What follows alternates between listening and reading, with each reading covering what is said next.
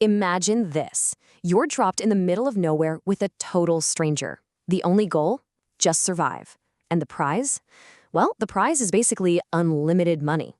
This is the story of one heck of a social experiment that really pushed two guys to the absolute limit, testing their endurance, their strategy, and, when it came right down to it, their friendship. So the rule, laid out by MrBeast, was super simple.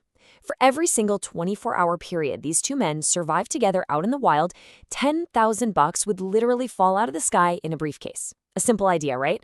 But with just huge consequences. And that really gets to the heart of this whole thing, doesn't it?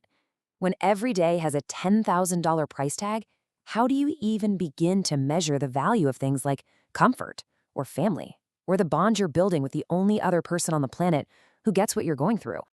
Let's talk about those stakes because they were absolutely astronomical. For the two guys picked for this thing, it was, no exaggeration, the chance of a lifetime. All right, so let's meet our guys. First, we've got Hase. He's a brand new dad, and you can just feel how much he's missing his newborn son.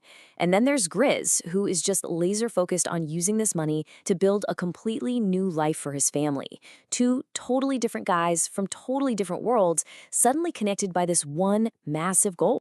The potential here was just staggering. I mean, if they could somehow stick it out for a whole year, they would walk away with over $3.5 million.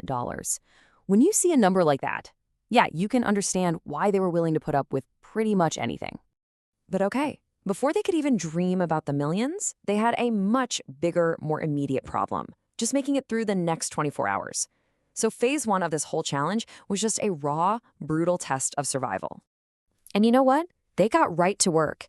In those first few days, they were a well-oiled machine. Find a spot, get wood for a fire, make beds out of pine needles, anything to build some kind of shelter. Their teamwork was perfect, mostly because it had to be. It was them against the freezing cold nights. But that survival mode, well, it turned into straight-up desperation, and fast. After only 9 days, all their starting food was gone. Starvation became a very real thing, and they were just foraging for anything they could find, even these bitter leaves, just to have something in their stomachs. That million-dollar dream was already up against the harsh reality of hunger. But just as they were about to hit rock bottom, the whole game changed. MrBeast started throwing in these temptations, these offers that weren't just testing their physical strength, but their whole financial strategy. You can really see their entire mindset shifting here. On day 10, they were starving, so of course they jumped to the $50,000 offer for food. It was a lifeline. But then, just 10 days later, another 50 grand offer comes in, this time for sleeping bags, and they say no. Then a whole store full of gear rejected again.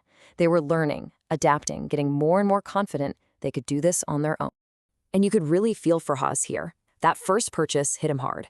$50,000 wasn't just some number in a game, it was real. It was his kid's college fund. From that moment on, you could tell every single decision had this incredible weight to it. Okay, so they've kind of figured out the whole, not dying part. But now the real challenge begins. The fight wasn't against the wilderness anymore. It was between two friends who suddenly realized they had two very, very different finish lines. And that turning point, it all went down on day 40. For a pretty small price, just 10 grand, they got to see their wives and what should have been this amazing happy moment. Instead, it exposed this massive crack in their partnership. And just like that, the conflict is out in the open.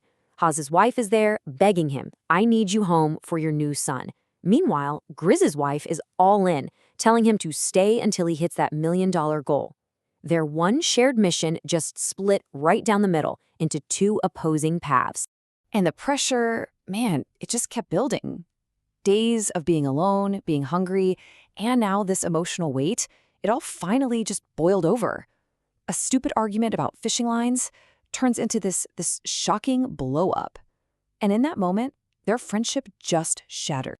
And from there, things just spiraled. After the fight, Hans takes off, camps by himself. But Grizz, instead of getting angry, he does something amazing. He builds this table for them out of the money briefcases, a peace offering. It was a great gesture, but that tension, it was still there. And by day 70, Hans had had enough. He was ready to quit. So this is it, the end game. All those days of surviving, all the money they'd stacked up, All the fighting, it all comes down to one last, huge choice. On day 74, Hase hits a wall. A hard one. He'd promised Grizz he'd stay a little longer, but he just can't do it. He quietly grabs the flare gun, the one thing that can end the game for both of them. He's done. He's ready to be a dad again. And this is the moment of truth for Grizz, right? Does he push his friend, his brother, just to get to his million-dollar dream, or does he honor the bond they built out there? He chooses the friendship. He realizes Hase's well-being is worth way more than any amount of money, and he agrees. It's time to go home. So, after everything, 74 grueling days, what was the final score? Well, they'd earned $740,000, and after spending that 60 grand on food and family, they walked away with a shared prize that would absolutely change both of their lives forever. Let's just let that number sink in. $670,000, a truly life-altering amount of money, earned through pure grit, teamwork, and, in the end, a profound act of friendship. But you know, at the end of the day, they walked away with so much more than just cash. They set up their families for the future, they built this unbreakable bond, and they got to share an experience that, wow, very few people on Earth will ever understand. And Hase himself said it best. The whole point was supposed to be the money. That was the goal. But the real prize, the thing he never saw coming, was the brother he found out there in the middle of nowhere. So it really leaves you with one last question to think about. For Hase and Grizz, the answer was crystal clear. But it makes you wonder, right? When there's that much fortune on the line, what price would you put on a friendship?